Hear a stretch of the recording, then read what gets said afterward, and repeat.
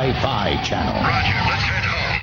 Hello, I'm Sean Donnellan, and welcome to WorldCon. Actually, it's LA-Con 3, the 54th World Science Fiction Convention. We're not even in LA, we're in Anaheim, California, but that's not important. What is important is that this is the biggest, best, and coolest place for us sci-fi fans to be, so come on.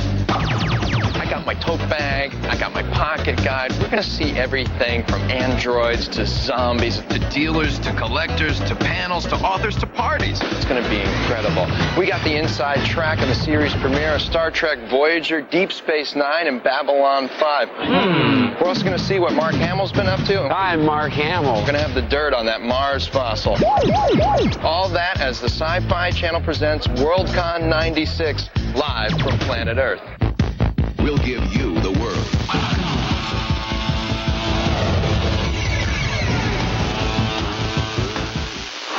I've been to several science fiction conventions, but not to the WorldCon itself. This is the biggest, and I do think it's the best. The first one was 1952 in Chicago. I've been going since 1983. And it was 1939 that the first World Convention was held in conjunction with the World's Fair, and I was there. I think science fiction conventions are really an amazing phenomenon because they're big. It's for people who have common interests, who found at some point in their lives this science fiction community, which for many people was the first time in their lives was someplace where they belonged. Science fiction people are interested in everything in the whole world, and I've never had ever one say to me, oh, that's not my field, or why would anyone be interested in that? They're interested in everything, and I love being here for that reason. 5 days of WorldCon, and there's nothing but fans. Where are you from? I'm from Philadelphia. Phoenix? Calgary, Canada. Babylon 5. Montreal, Canada. Long Island, England. So what brings you here? Big Silver Bird. Me too, brother. The Sci-Fi Channel has spared no expense and gave me the fan cam. There's Van. Van's the one who's doing all the real shooting, not non-amateur shooting. Let's go. Well, you're looking good. How's things going today? Not bad. Not bad? Human paradise. Yes. Do you come to these often? Not as often as I think I should. But you have fun. Thank you. Sure. You know, one thing I've discovered, sir, is that, the fans and everybody here, I mean, everything here at WorldCon has a language all its own. Of course it has a language all its own. I bet you don't even know what filking is, you moron. They tell me there's this fan speak that I don't know, like filking. Do you know filking? So you know fan speak. What is filking? This is filking? Come on along and listen to the Lullaby of Broadway. If everybody could gather around and do some filking for me, that would be great. No. Filking, wait, It's against my religion, I'm afraid. No. Sorry. Klingons Come don't on, filk. What is filking?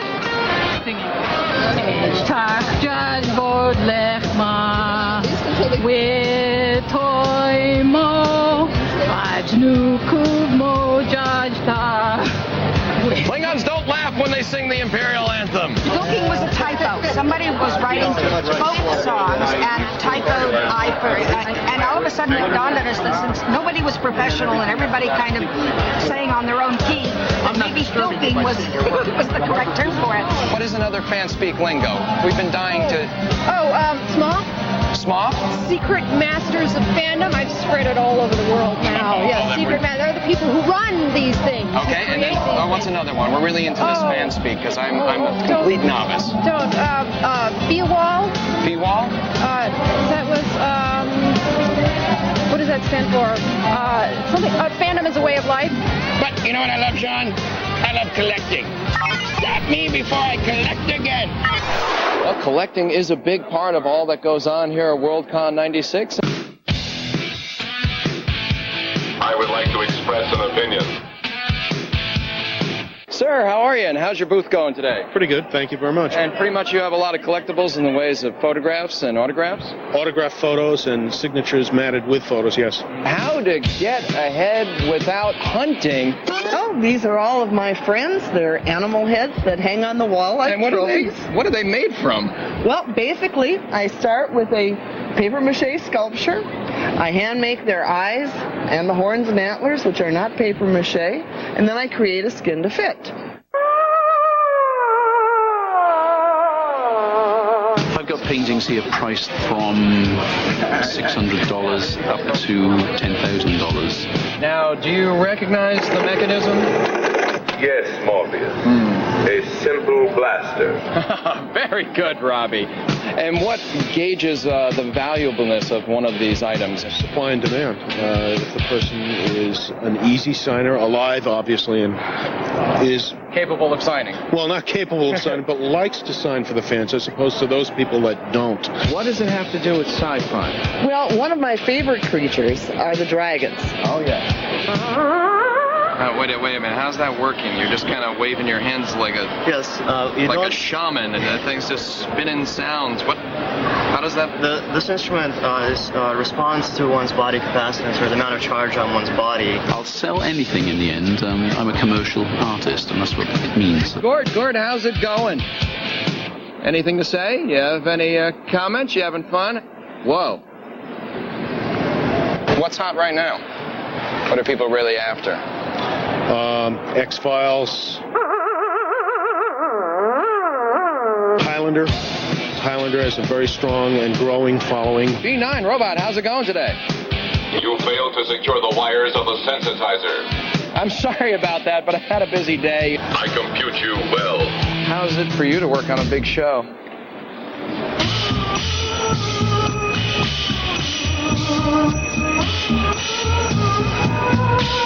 Do you think the Boba Fett helmet would fit my head?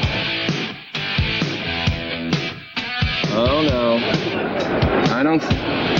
Yeah, I'm Boba Fett. Don't mess with me. I'm an intergalactic bounty hunter. I got Han Solo and carbon freeze, you know. Let me sure, anything for the kids. Boba Fett loves to do stuff for the kids. Boba Fett is always at the Jerry Lewis telethon and all kinds of things. That's all right. Boba Fett. There we go. All right, I got a party with Billy D. Williams, okay? Okay. All right, thank you very much. Thank you. We've met the fans, we know the lingo, we've talked to the buyers and the sellers, and coming up, more stars than the heavens will allow.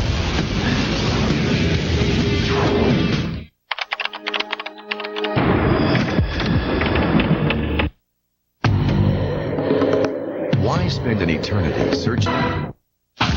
Welcome back to WorldCon 96 live from planet Earth.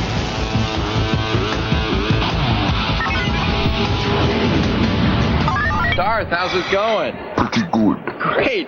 Hey, you know what? Actually, I had a chance to sit down and talk to your son Luke, or, as he likes to be called, Mark Hamill. So, we're going to go to that now. What do you think? Okie dokie. See Mark Hamill. I love the kind of material that these cons celebrate. I think, for a young boy, King Kong is the movie that just breaks their heart. I mean, girls have Gone with the Wind. We've got Kong. I want to do a movie where somebody goes out and puts on a costume and fights crime, and everybody in that audience goes, that's a reasonable option. I love doing the trickster on The Flash. I'd never been able to play a whatever that word is, villain. Megamaniacal. There you go. Thanks so much. Sure. That's why you're a host, and I'm just the flotsam and that blows in and out. I'm in wardrobe. It took me like 4 people to get into that suit. The back and boots and codpiece and cape and this. And now I go out and pull, bank robberies. And Whole Nobody is a really good description. And not only that, if you want to go have a pee, you need 4 people in the shower. Now, let's talk about what you're up to now with Black Pearl. You can tell us about that and where it's going to. The Black Pearl is a 5-part graphic novel because it's very much a docudrama about tabloid journalism, about how sort of an irresponsible shock jock elevates a slightly disturbed fellow to hero status, and the desire of this fellow to extend his 15 minutes of fame. It really is torn from today's headlines. What are some of your favorite sci-fi movies? Alien scared the heck out of me. I loved that movie. Wish they hadn't cut that scene where you realized that it was a mother protecting her young when they saw them all cocooned. It changes it from just a monster on the rampage movie to something that you really understand. And when you realize that the original idea came from the idea of a wasp, I believe, stinging and laying eggs on the spider, this hideous, thank you, Mother Nature, for putting such hideous ideas in our head. Now, I know the Clone Wars took place technically before the Rebel Alliance fought the Empire, but when the Emperor fell, we didn't actually see him be destroyed. So my question to you is, if Darth Vader is dead and the Emperor still lives, would in fact he still be the man in power? And you go, oh, I'm sorry, I wasn't listening. It always gets a huge laugh. This is totally cool. Sean Donnell hanging with Mark Hamill. What are you doing? Nothing. You're doing that Jedi mind trick on me, aren't you? Steve Lee, you got some authentic stuff here. Yeah, we got some props from some films here. Creature Cantina band action. Yeah. The clarinet player? Yeah, he was one of the band members. What else do we have here? Well, we got a bunch of helmets here. The one on the left is from the Andromeda strain. I had a fish in that yesterday, and he's no longer there. Yeah. And next to that, we have Ripley's helmet from Alien, the first Alien film. Right. And this next, a little slightly more malformed helmet. Oh, yeah, that's Robot Monster. You know, they couldn't even afford a diving bell helmet. That's paper mache. Next to that, we have the Sword of Kahless from the Star Trek yes, series. That looks a little more serious.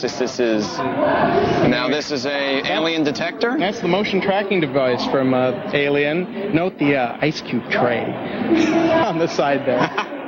Space-type things, you know. Now this... that's either the cat carrier from Alien or a Klingon lunchbox. Oh, that looks really... Oh, yeah. What is that, Steve? This is one of the more important pieces we have here. That's a Shatner hairpiece. No. Yeah. Really? Absolutely.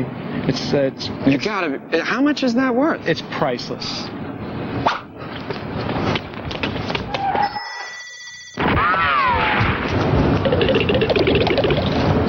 How cool is this? At the Sci-Fi booth, we have Richard Hatch. Are you online? Yeah, I'm online here answering some questions about Battlestar Galactica. What's our next question? What is it? Oh, okay. Did he enjoy working in sci-fi? Yeah, I did. Actually, actors work with imagination, and science fiction is all about imagination. So actors have to work against sometimes a blue screen. They don't know what's in front of them. That way I can fantasize and visualize anyone I want. This is incredible, because like WorldCon brings all the sci-fi fans together. Even the ones that can't be here are in the chat page. People you never heard of before are here. So do you go online a lot? Are you into this? To tell you the truth, what I'm doing, I have a webpage coming up next week. So I'm getting online. I'm going to have my own. I travel all over the world doing projects, seminars. I'm going to have a Galactica page on there. Sir, what's your name? Darren Merritt. And what do you have for us? This is very exciting. Well, I've got a copy of the original Battlestar Galactica helmet that we made, and a shirt and jacket that's copied off an original shirt and jacket, and that we wear to conventions all over the United States. Now, one of the keys, the whole WorldCon thing, is that it brings the fans together. It brings them with the memorabilia and everything that they love so much. But I think we're going to bring you together from the uniform and the helmet to the man who originally wore it, Richard Hatch. You want to go meet him? Hey, that'd be great. He said they never made an action figure of him, but I think we can just get a real-life one going on. Sounds good to me. Let's check this out. Richard? We have something for you. Oh, my God.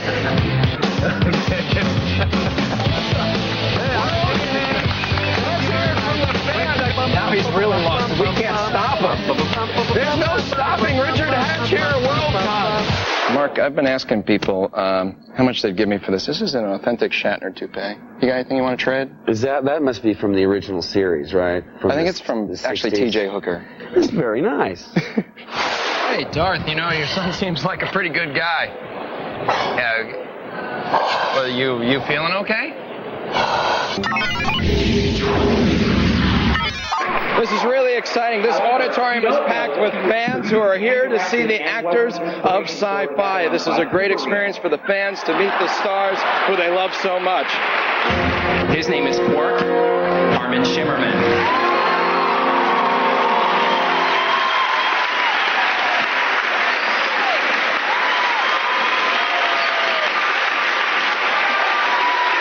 Is she Klingon or is she human? Who can tell?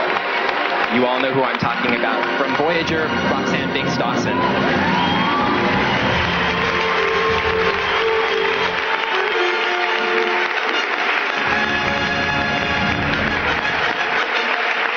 Oh, and this other little show called Babylon 5. Mondo Bellari, Peter Jurasik.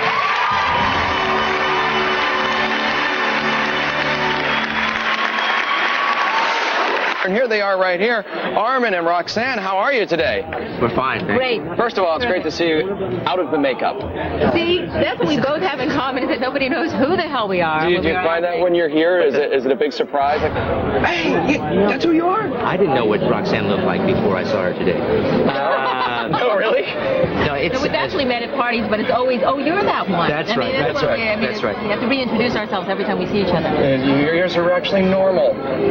Well, my ears are usually not seen. And my ears are usually not seen either. Yeah, These aren't, anyway.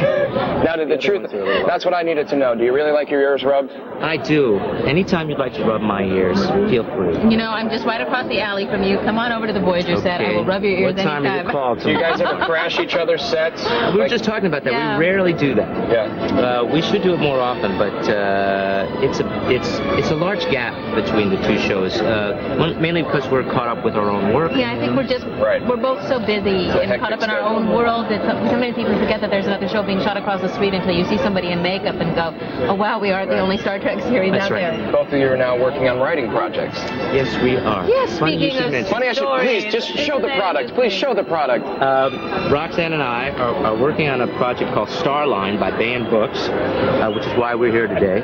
And Roxanne and I sort of started when, in February? I started in May. I started in February. Yeah. And you're taking a long time. We are. We're taking our sweet time. Does that mean both of you had at least an interest or a background in science fiction before you were on each of your shows? Well, I've always had an interest in writing, but mostly for the theater. I've never even thought in terms of a novel. So this is an experience that I feel so privileged to have been given. I'm learning so much about this. So it's completely uncharted territory for me, but I'm loving it. I've written before, and this is rather exciting. I've always been a science fiction fan, and the chance to actually create my own characters in the novel format is new to me, is novel to me.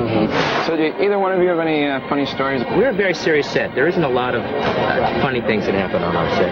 We occasionally, things go wrong, and that's funny. Certainly lines are forgotten, blocking is forgotten. But as far as practical jokes and stuff like that, we don't have a lot of that on the show. And we are a completely nutty set. Maybe it's because we're still 2 years behind you, and by the 5th year we will be a very serious set. I don't know.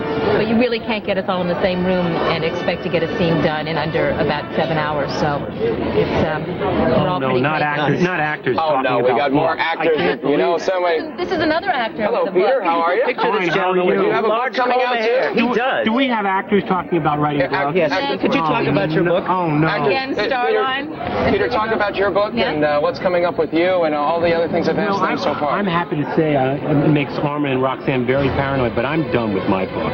My book, what I've been saying is about it is that it takes place in the present. It's about an actor on a sci-fi television series who plays a diplomat on TV. Sound familiar? Fans are what this is all about, and I'd like to give you the opportunity right now to applaud your fans, which we have right here. There you go. Everyone's applauding each other. How much for the Shatner toupee? All right, try it on. You know, put it on, because it's only stuff like this. I don't want you to see this. All right, I know it's very... Wow. That's excellent. I think you could do a stint on Hollywood Squares with that. I recognize that dance anywhere. Michael Anderson from Twin Peaks. Good news. You got good news. What good news? Wow. You having fun at WorldCon? So far, so good. So far, so good. So, what brings you to WorldCon? Yeah, well, I'm on one of the panels here. Yeah, for computer-generated art, and I thought I would see the rest of the con. You know, I've been a science fiction fan all my life. Science fiction fandom is a place where you find some of the most diverse and interesting people in the world. Have you found any today? That's all there is here. Now, you're a fan, and this is run by fans, so you must love this environment. Yes, I do, as a matter of fact. It's the kind of place where you can't predict the next moment necessarily, you know? So what are you up to now? Well, there's quite an interesting group of people all around here, and I'm just kind of like taking in the whole event. Just trying to blend in? Yes, this is one place where I'm completely obscure. That's true. That's true. All right, well, we're going to have more celebrities from WorldCon 96, but only if you stay tuned.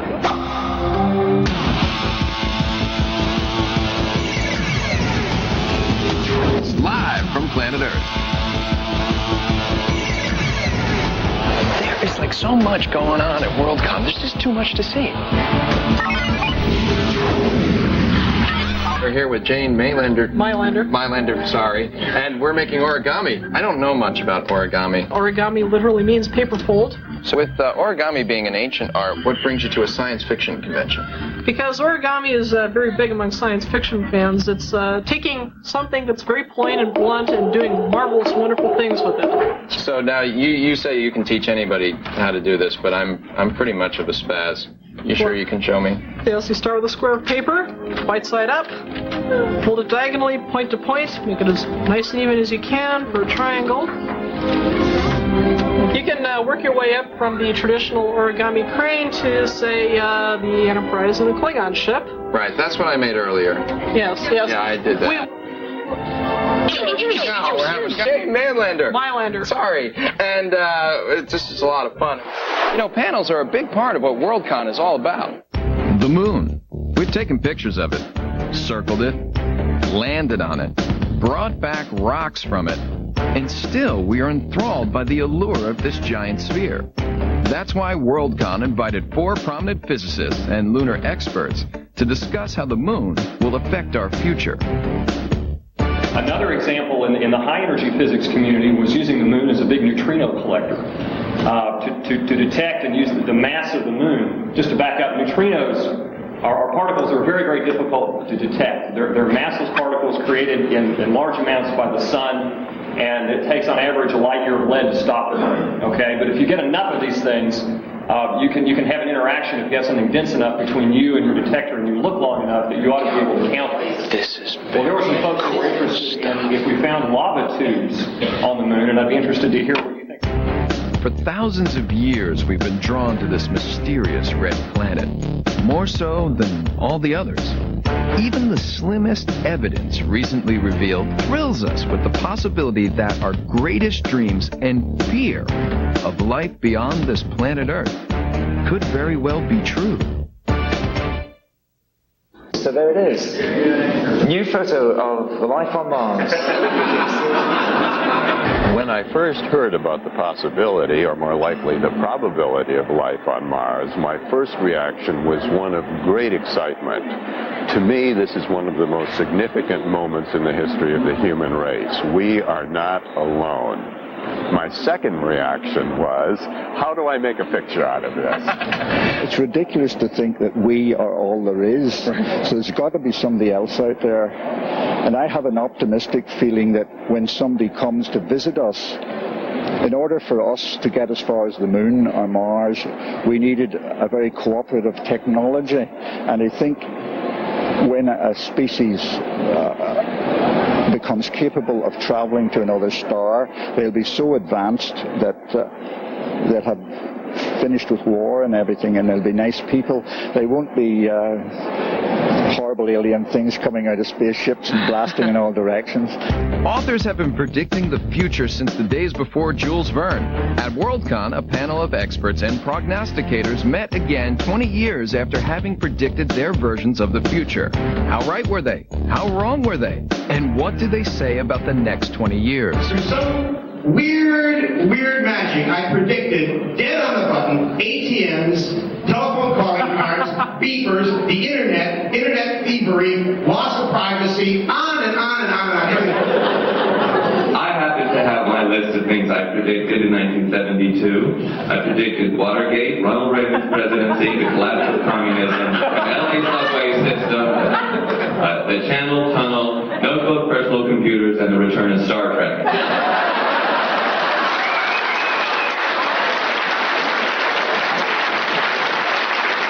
They thought that technology was going to provide us with opportunities and possibilities that would change our lives in ways we couldn't predict. And I don't think there was anyone in 1972 who foresaw that most of us would be carrying around notebook computers within 20 years, or personal the cordless telephones or beepers, which, as Larry has correctly pointed out, has given us a great deal more personal freedom because it increases it makes us more productive, it increases our choices in life.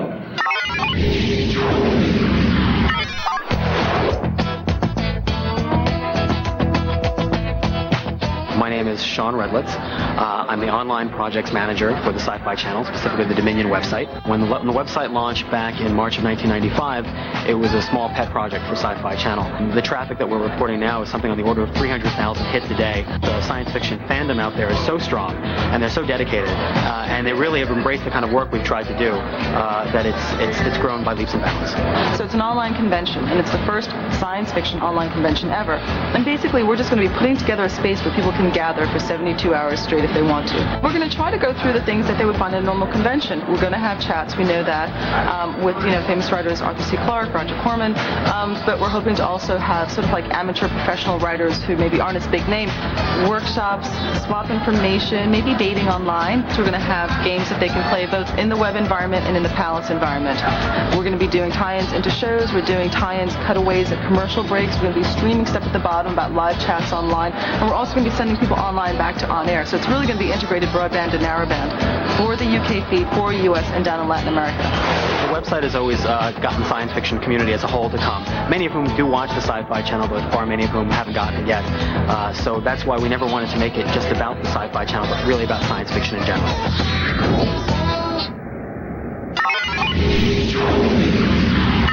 Well, I don't think anything means sci-fi more than some bagpipes playing. Sir, how you doing?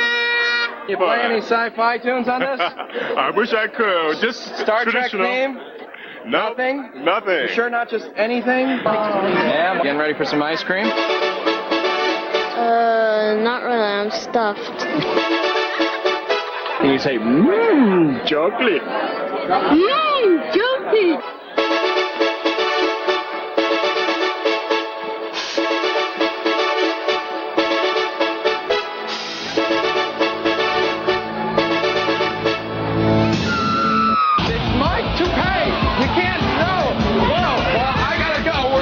Sci-Fi Channel, so stay tuned. Oh my God! From planet Earth.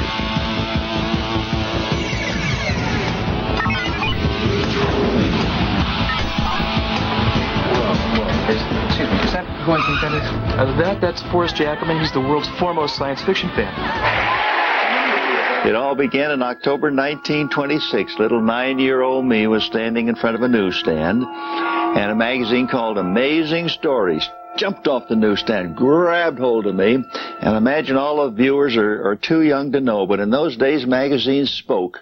And this one said, "Take me home, little boy, you will love me." 3 years later, my mother was quite concerned, said, "Son, do you realize how many of these magazines you have? I just counted them. Why, you have 27. Can you imagine by the time you're a grown man, you might have 100. Boy, how come there was never a point where you were satiated and said, I got enough stuff?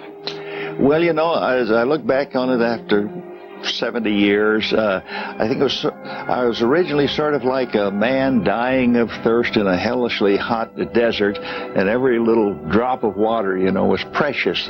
We didn't have a surfeit of science fiction in those days. Nowadays, you were just overwhelmed with pocketbooks and books and magazines and artwork and movies. But then every little scrap of science fiction was precious to me. So I preserved it, and I just have this insatiable appetite. And some of it you're wearing. Well, yes. What do you have on Bela today? Lugosi wore this ring in Dracula. This is carnelian with a silver overlay, and you see a bat there and a capital D. That's for Dracula. Bela Lugosi wore this. It has also been on the finger of Boris Karloff and Lon Chaney Jr., John Carradine, Vincent Price. And this ring, Imhotep, 3,700 years dead in the ancient sands of Egypt, came to life in the person of Boris Karloff in a film called The Mummy. So this scarab was what was upon that desiccated finger of the living mummy. And the spider? The spider, this is something brand new. When Lon Chaney, the man of 1,000 faces, was reigning during the days of the silent screen, they often said, "Oh, don't step on it. It might be Lon Chaney." So they've made a spider ring, and it opens up, and there's a nice little photograph of Lon Chaney inside, and just tiniest little speck of makeup that he once wore. Somebody said to you, you can only bring one thing of all that you have into the next world. What would that be? I think it could be a story, but... Well, I suppose we could put it into a time capsule, that magazine that set my feet on the path to the stars, you know, that very October 1926 Amazing Stories. If I hadn't been attracted to that, why, goodness knows what I'd be today. Wow, wasn't Forrest Ackerman great? I mean, talk about memorabilia, right, guys? I mean, you guys are memorabilia, right? You know, when I signed up with this thing, with the Sci-Fi Channel, I really didn't think that I would get such an elaborate security team. I mean, you know, Tyson has it, but Mark Hamill doesn't have this, right? Well, I guess he did. You guys, you know, he'd be in trouble, wouldn't he? Because, you know, you don't really like him, right? We're going this way now. Random acts of willfulness. I will get to all of you. Even if I have to stay till 3 o'clock, I will sign your idiot books. Do I remember the first science fiction story I ever read? Absolutely. I remember the first book I ever read. I just did a piece on PBS about it. It was a children's book called Millions of Cats by a wonderful writer named Wanda Gag. Do not panic. Do not give anyone a hard time. And then I read every other book in the children's section of the Painesville Public Library. And then because I was too young, they wouldn't let me into the adult section. So on my belly like a reptile, I crept on the floor around the librarian's desk and got to the adult section. But since I was lying and could not get inside the room, I could only reach inside and take the lowest book in the lowest shelf, which happened to be Lorna Doone. Do not leave if you want to get a book. If you don't want a book, leave now, but don't bust my chops, okay? The first science fiction story I ever read was probably Clark Ashton Smith's The City of the Singing Flame or Jack Williamson's 12 Hours to Live. Got a book you want signed here?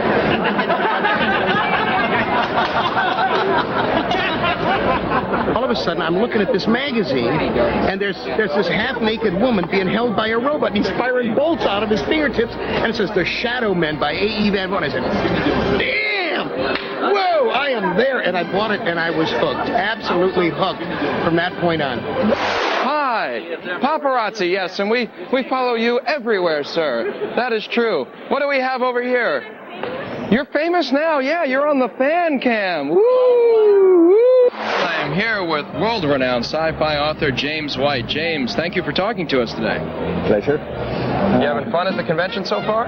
Yes, everybody seems to be especially good to the guest of honor. The guest of honor. Nice. I mean, this whole floor is basically designed after Sector General, isn't it? We're kind of in the hospital area. How many hearts does it have? What's going on? Yeah. So we're feeling fine today, all right?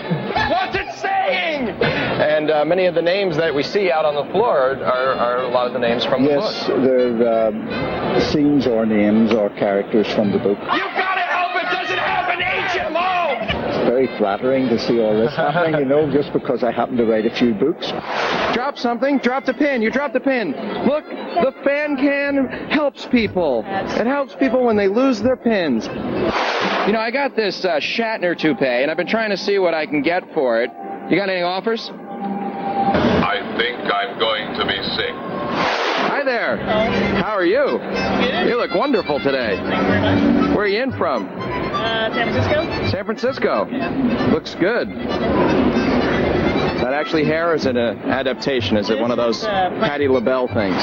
What happened to me was I was an avid reader from the day it occurred to me that people could read, and I was not able to. And from that moment, I wanted to read, and I just loved books. I think actually I would have spent my life devoted to those long dress books, is what I called them, all the Little Women and Anne of Green Gables type junk. And but when I was 13, I accidentally picked up a copy of Have Space That Will Travel, and it was all over. It was just finished for me.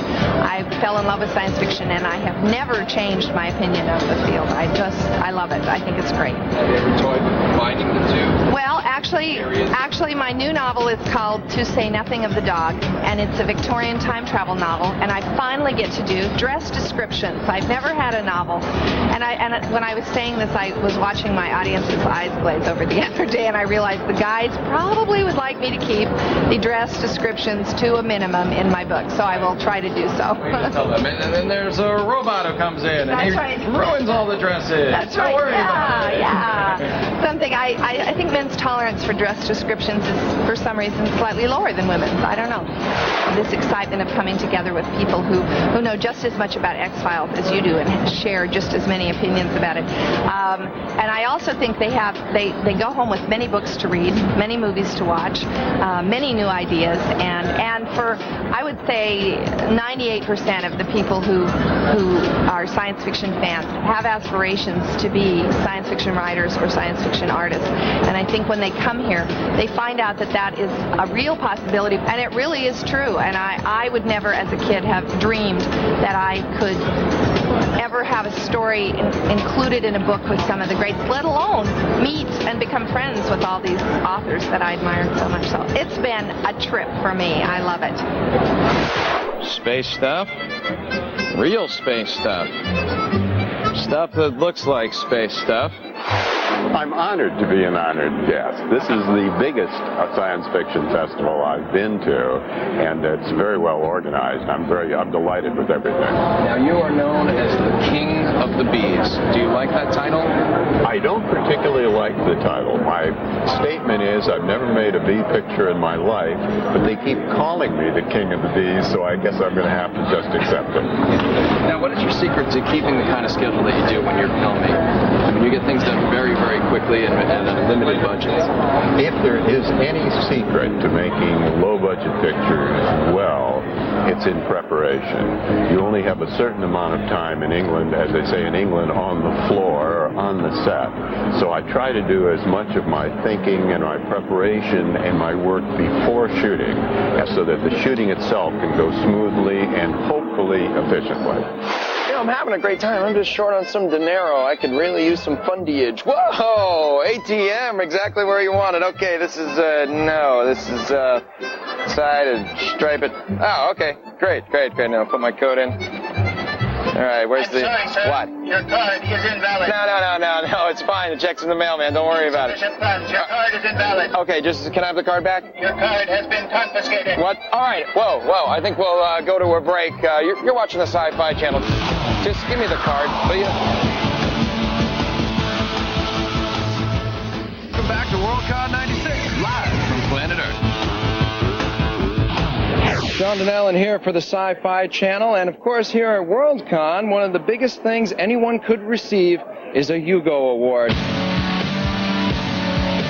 The first Hugos were awarded in 1953, and it was just thought of then as being kind of an interesting thing to do, modeled after the Academy Awards, and they did it that year, and that was that.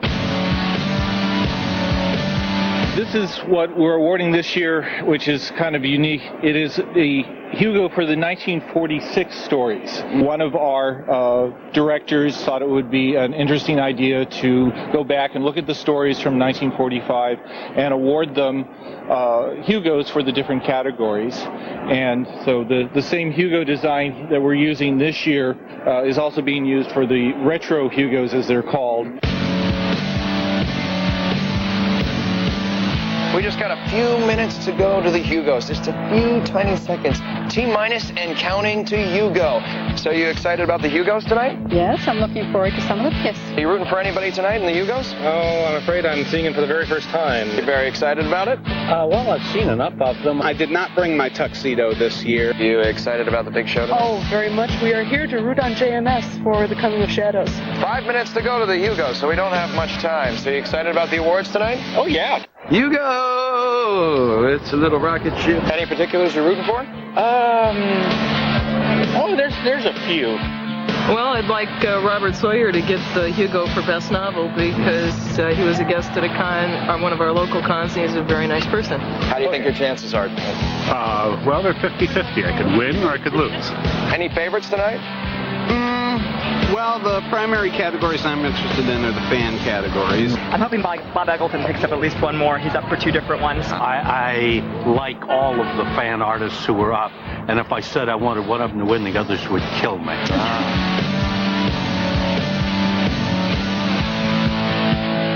This is so great. I am so excited. First I thought we would have this big production number, and all the cast and the winners would come out wearing gold half shoes and leave it hard. And they would sing, "There's no fiction like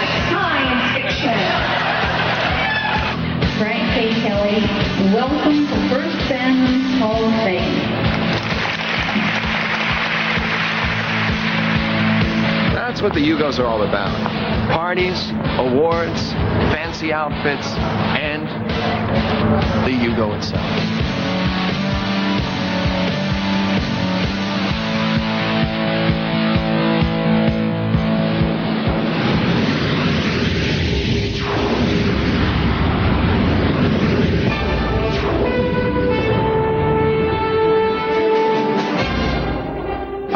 Sean Donnellan here in a bee hat. Why? Because it's my costume for the masquerade, but judging from the competition, I don't have much of a chance. I have to ask you one question, ma'am. Is that the Wonder Bra? You have wonderful gams, sir. I must say that. This is a very elaborate costume, and how long did it take to make? We've been working on these costumes in the designing stage all the way up to now for about 2 years. Now, how long did it take you to make this? A month and a half of about 5 hours a day. And did you make the costume yourself? Yes, sir. And how long did that take overall? Probably overall about 100 hours. Now, what is this area known as? I'm fascinated with this area. This is the repair table. See, my mom has a drawer like this in her house, and I can never find a thing. Is it easy? Do you know where everything is? I have it in general groupings. For example, all the tapes and sticky things are over there. So is it safe that we could say, here at the Masquerade, you are MacGyver? This is a sneak peek of Calvin Klein's new fall line. Are there enough towels in your hotel room? You got enough towels in your room? Yeah.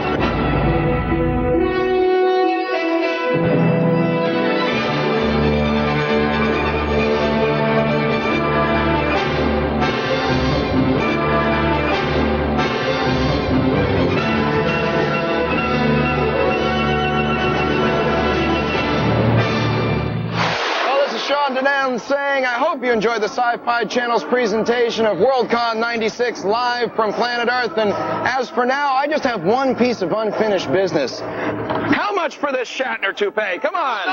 2 Narns? Do I hear 5 Ewoks? 3 Narns. 3 Narns. 3 Narns. Sold. 3 Narns. Take care, everybody. I'd like to present something for you that I think is the most impressive visual display here. Hit it, fellas. Check this puppy out.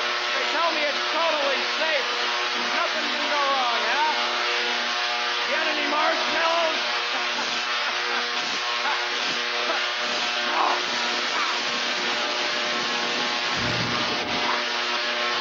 Oh, where'd I go? Where the heck am I? Oh, no, I should have known. My director would have talked me into something like this. He just leaves me, oh, yeah, go do it. It's perfectly safe. No, it's fine. I'm going to go in the other room. Just you do it. You do your little thing. You do your little funny thing. Just, make it tight for me. Yeah. They're all the same. Well, I hope wherever the hell I am, they have good coffee.